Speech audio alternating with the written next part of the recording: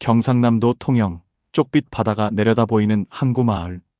박경리는 이 아름다운 곳에서 태어났지만 그녀의 어린 시절은 결코 아름답지 않았습니다. 아버지는 어머니를 버리고 젊은 여자와 재혼했습니다. 홀로 남겨진 어머니는 딸 하나를 붙잡고 가난과 수치 속에서 하루하루를 버텼습니다. 어린 박경리는 때때로 어머니의 등살에 못 이겨 아버지의 집에 찾아가 돈을 구걸해야 했습니다. 골목에서 아버지를 마주치는 날이면 그녀는 얼굴을 돌리고 지나쳤습니다. 수치심과 분노가 뒤엉킨 채로. 그러나 그 고독한 어린 시절이 그녀에게 준 것이 하나 있었습니다.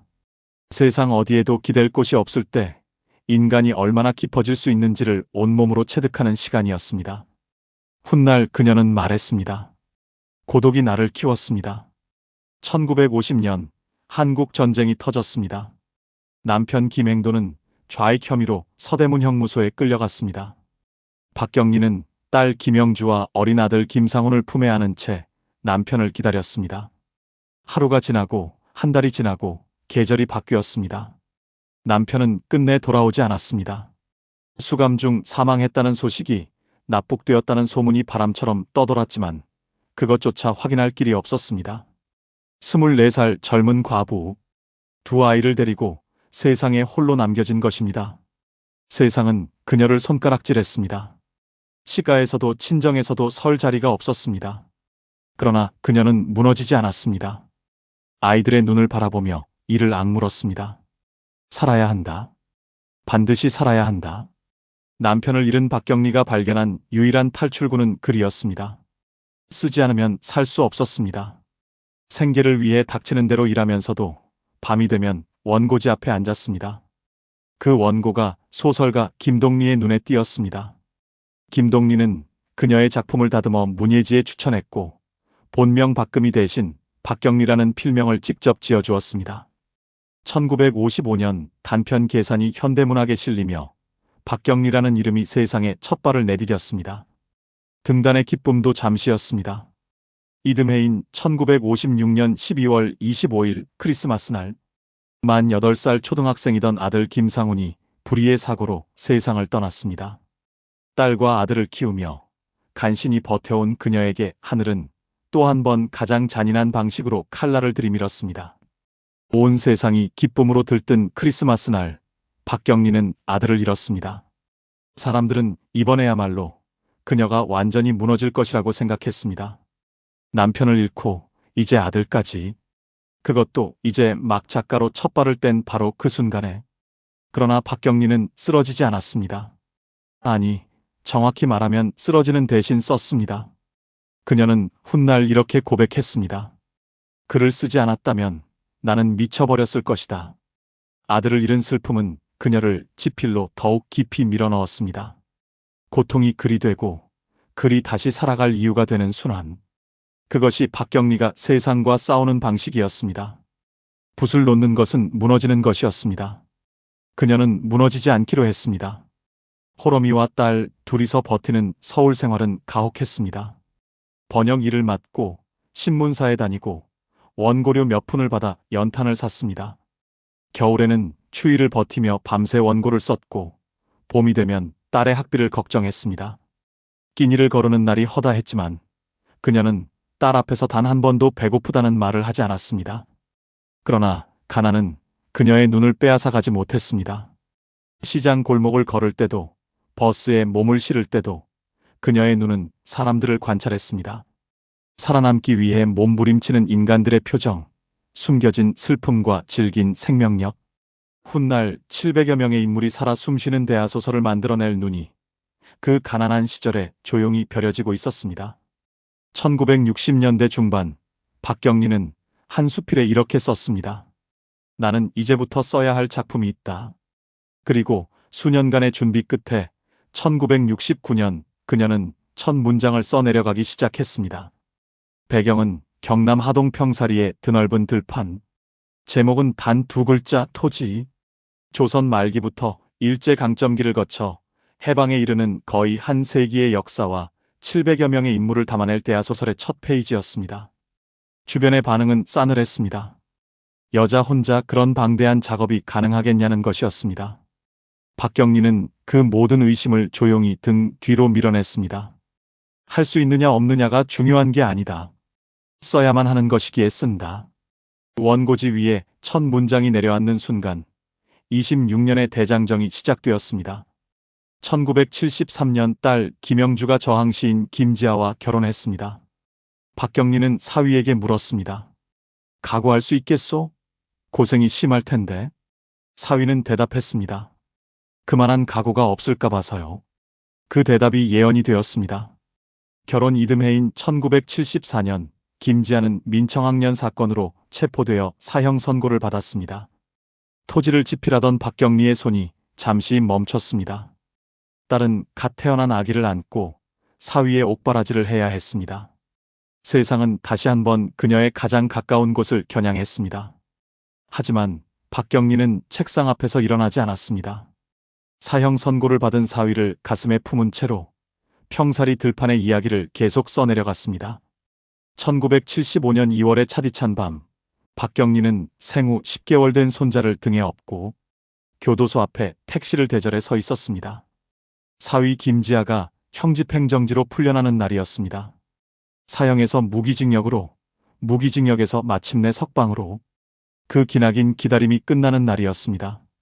그러나 김지아는 자신을 지지하는 사람들의 차를 타고 다른 길로 빠져나갔고 손자를 업은 박경리는 그 차가운 겨울거리에서 홀로 남겨졌습니다. 당시 현장에 있던 젊은 기자 김훈이 그 모습을 목격했습니다. 그는 훗날 이 장면을 1975년 2월 15일에 박경리라는 글에 남겼습니다. 손자를 업고 추위 속에서 혼자 서 있던 그 여자의 뒷모습이 평생 잊히지 않는 장면이었다고. 박경리는 그 밤 집으로 돌아와 다시 원고지 앞에 앉았을 것입니다. 1980년 박경리는 서울을 떠나 강원도 원주로 이사했습니다. 사위의 옥바라지를 위해 딸이 있는 곳 가까이 가기 위해서였습니다. 원주의 작은 집 마당에 텃밭을 일궜습니다. 배추를 심고 고추를 기르고 계절마다 씨앗을 뿌렸습니다. 땅을 일구는 행위가 소설 속 농민들의 삶을 이해하는 방식이었습니다. 방문객들은 종종 놀랐습니다. 한국 문단의 거장이 고무신을 신고 흙투성이 손으로 마늘을 캐고 있었으니까요. 박경리는 웃으며 말했습니다. 땅을 만지지 않고는 땅의 이야기를 쓸 수 없습니다. 오전에는 텃밭을 가꾸고 오후에는 원고를 썼습니다. 그 단순하고 고독한 리듬 속에서 토지의 나머지 절반이 완성되어 갔습니다. 토지를 쓰는 동안 박경리의 일상은 오직 원고지를 중심으로 돌아갔습니다. 새벽 4시에 일어나 글을 쓰고 잠깐 눈을 붙였다가 다시 책상 앞에 앉는 것이 그녀의 하루였습니다. 손자가 태어나도 계절이 바뀌어도 그 리듬은 흔들리지 않았습니다. 손목에 통증이 오고 눈이 침침해지고 어깨가 굳어도 멈추지 않았습니다. 주변에서 건강을 걱정하면 그녀는 이렇게 대답했습니다. 내가 거두어야 할 사람들이 있기 때문입니다. 소설 속 700여 명의 인물들이 그녀에게는 살아있는 사람들처럼 느껴졌습니다. 그들의 이야기를 끝마치는 것은 작가로서 지켜야 할 마지막 약속이었습니다. 1994년 8월 박경리의 붓이 마지막 문장 위에 내려앉았습니다. 1969년에 시작해 1994년에 완성된 26년의 대장정이 마침표 하나로 끝났습니다. 200자 원고지 31,200여 장, 등장인물 700여 명, 전 5부 16권. 한국 문학 역사상 가장 방대한 대하소설이 완성되는 순간이었습니다. 그녀는 오랫동안 아무 말도 하지 않았습니다. 편집자들이 눈물을 훔치는 동안 박경리는 창밖을 바라보며 조용히 중얼거렸습니다. 이제 평사리에 그 사람들을 놓아줄 수 있겠구나.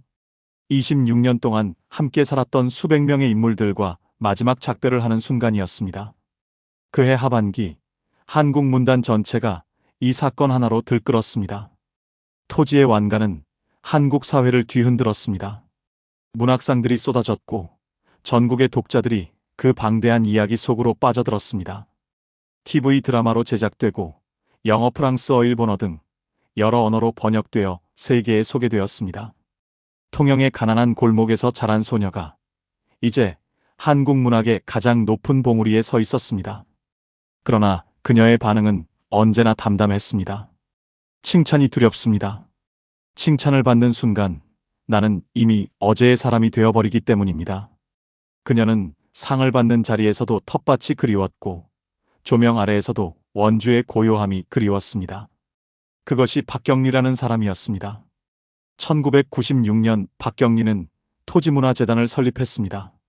1999년에는 원주의 토지문화관을 열어 젊은 작가들에게 창작 공간과 숙식을 무료로 제공했습니다. 자신이 겪었던 가난과 고독을 후배 작가들만은 조금이라도 덜 겪게 하겠다는 마음이었습니다. 젊은 작가들이 글쓰기의 비결을 물으면 그녀는 이렇게 대답했습니다. 살아보세요. 많이 아파보세요. 그 아픔이 결국 당신의 가장 깊은 문장이 됩니다. 고통을 피하지 않고 정면으로 껴안은 삶이 위대한 문학의 원천이라는 것을 그녀는 자신의 전생애로 증명해 보였습니다.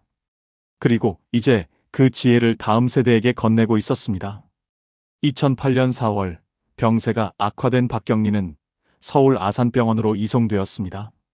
전해인 2007년 폐암 진단을 받았으나 고령을 이유로 치료를 거부했던 그녀였습니다. 의식불명 상태로 중환자실에서 치료를 받다가 2008년 5월 5일 향년 82세로 세상을 떠났습니다.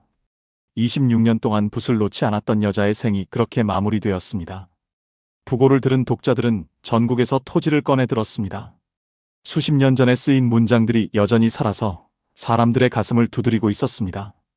지금 이 순간 당신의 삶이 너무 힘들다고 느껴진다면 이것을 기억해 주십시오. 박경리는 가장 좋은 조건에서 위대한 작품을 쓴 것이 아닙니다.